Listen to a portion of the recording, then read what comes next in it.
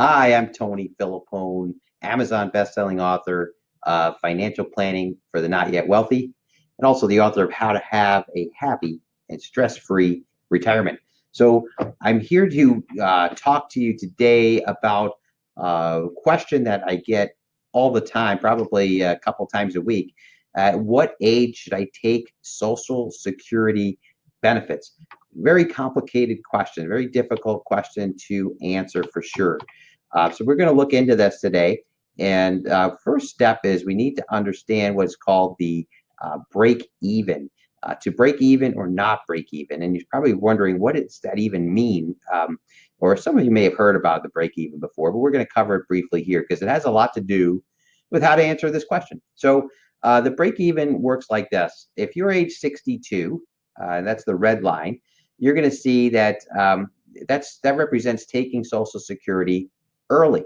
So what happens is if you take Social Security early, you're going to get a smaller check, right? But you get the smaller check for more years, a larger number of years.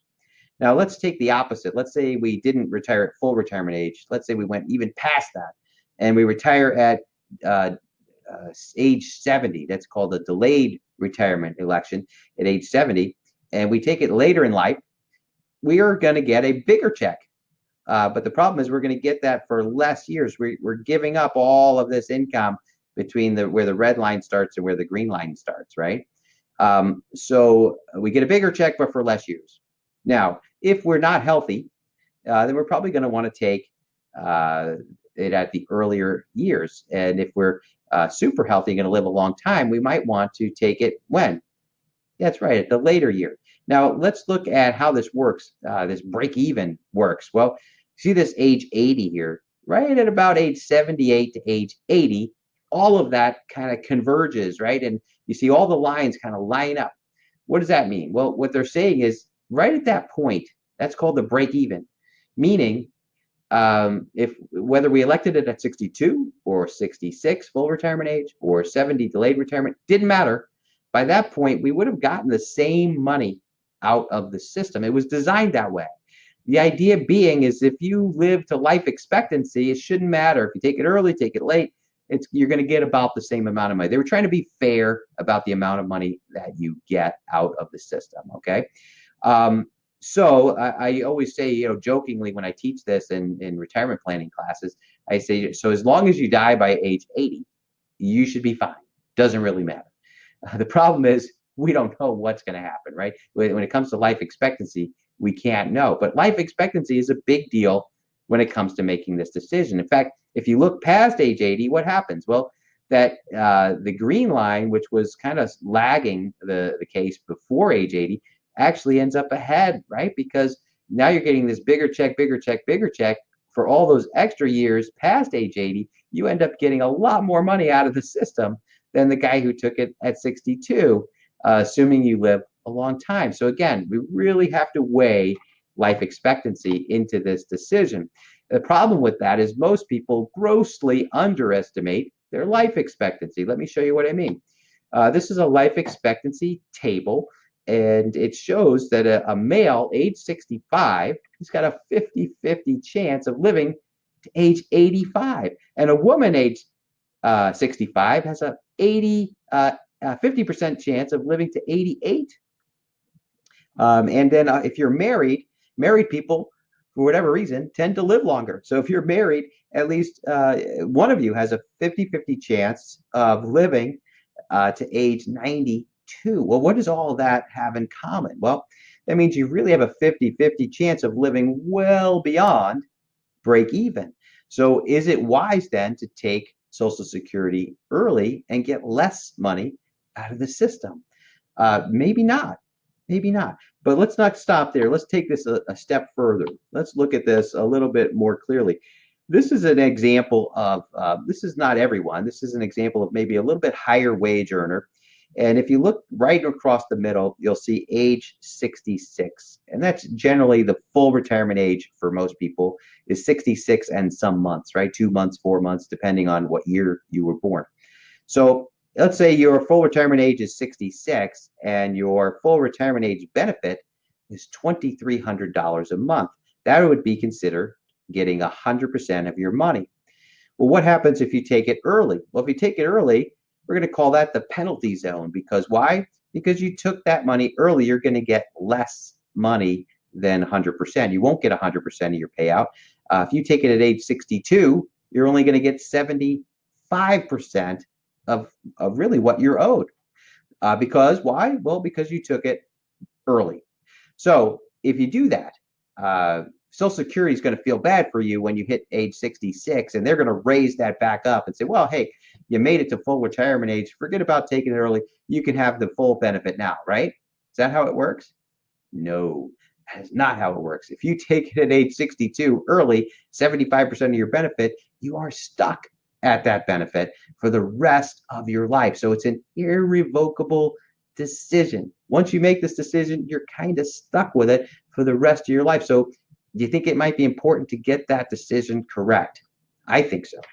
Now, if we wait beyond full retirement age, you will get what was called a delayed retirement credit, okay, which is amounts to an 8% guaranteed by the government bonus for every year you wait. So if you wait till 67, you're going to get 108% of your benefit, or instead of 2,300, 2,484. If you wait to all the way to age 70, you'd get $3,000 a month. That's $700 more per month for the rest of your life. That's not peanuts, right? That's not chicken feed. That's a big amount of money per month for the rest of your life. So we need to really weigh this decision carefully. I'll give you two quick examples. If you're 62 and thinking of retiring, and Social Security is your only ticket to be able to finally quit your job. You don't really have much of a pension, maybe no pension. You don't have anything saved in a 401k, or very little, and you don't really want to work in retirement. Maybe physically you're not even able to. And the only way you can see getting out of this job that you've been working for 35 years is to just take Social Security. And you walk into my office and say, Tony, what should I do? I'm going to tell you to take it, right? Because it might be your only ticket, and you got to enjoy some. It's not just about money, right? It's also about quality of life. That's what retirement planning is partly about, experiencing the right quality of life in your retirement years. So we want to think about that.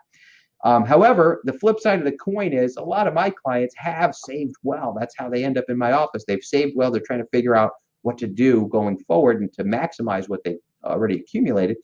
And for them, maybe they don't need the Social Security. Maybe it's kind of a, it would be nice and it's going to help and it'll help their retirement, but they're not totally dependent on it. They have other savings. They've got a pension. Maybe they even plan to do some consultative work back with the same company they're retiring from. So they're going to continue to have some income for a while, and they really don't need to turn that on.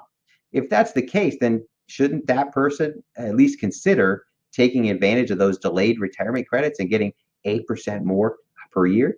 Well, yeah, absolutely. So again, there is no simple answer here. Everybody's situation is going to be different. So the bottom line is you need to do an analysis. Now, you can do one yourself. You can go to ssa.gov. That's the official Social Security website, and they have some tools on there where you can do that.